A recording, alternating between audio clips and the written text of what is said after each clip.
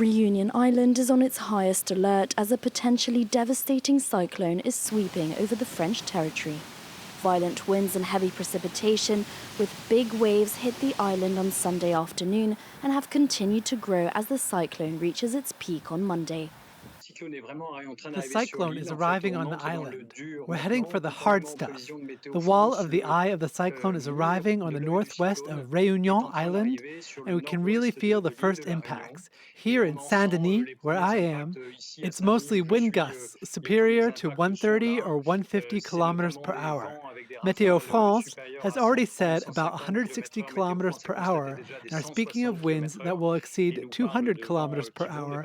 At the same time, precipitation, which is already very heavy, and most river water levels will exceed 10-year averages.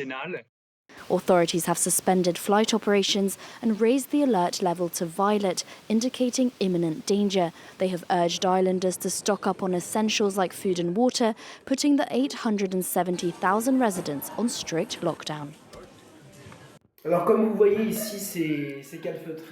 As you can see here, it's all corked up. We have water reserves here that will help us in case there is a power cut. Everyone here is very stressed. The eye of this cyclone is going to pass through here. It's going to be violent, so we are keeping our finger crossed that everything goes well. 6 emergency health centres have been set up for people requiring treatment, and 142 accommodation centres are welcoming the homeless, as well as those whose houses could potentially be flooded. The shelter centres have been operating since yesterday. In our town, we've received 11 people. While we wait for the weather to change, it's quite stressful.